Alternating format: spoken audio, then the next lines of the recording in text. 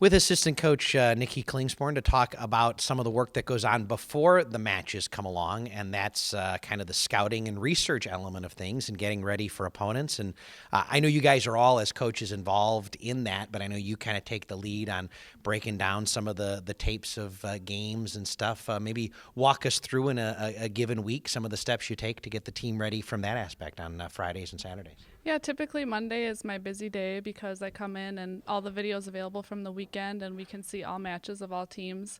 So I spend my Monday breaking down video and then putting together a scouting report for the team.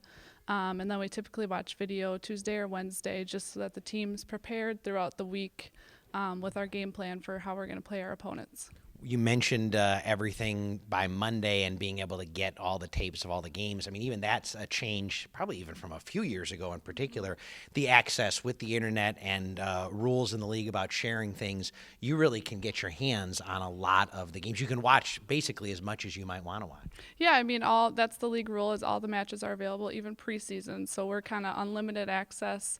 We don't like to spend too much time on video because teams always, have a game plan against us. But it's nice to be able to access all that video. And then let's talk about a couple other aspects as you move through the week. You mentioned watching some of it then during the week. Obviously, that's a big part of the practice, too, kind of applying what you've talked about and putting that on the court in some form of a scouting report. Yeah, we typically have our second side try and set up a lineup like how the team that we're going to play does things. And, sometimes it works, sometimes it doesn't. But we typically try to give the starting side a look at what they're going to see over the weekend.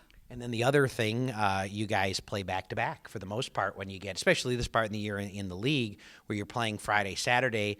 I assume you don't wait till Friday night at 10:30 to start preparing for that Saturday opponent. So how do you balance that, getting ready for the first match, but knowing you have such a quick turnaround for match number 2? Yeah, we typically just watch our Friday match first, and then before Saturday match we'll watch because our team's pretty good about being focused on the game plan, and we know that if we do our game, our game plan will work. So.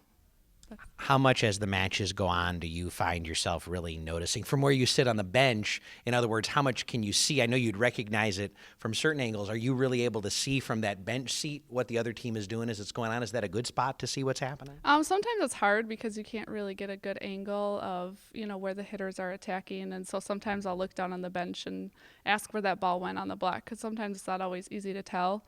But sometimes, because I do the play calling, so I can usually tell what kind of plays they're running. And then finally, you guys are going to be at the halfway point after this weekend. So everyone you'll play the rest of the way now, you'll have seen already. Do teams change a lot? Do you able to watch less, or is it, no, actually you really do need to keep up, make sure they haven't changed things? How does that maybe change when you're seeing a team the second time around? Yeah, we still watch video, but it's nice the second time around because we kind of know their game plan against us, so we can go off that.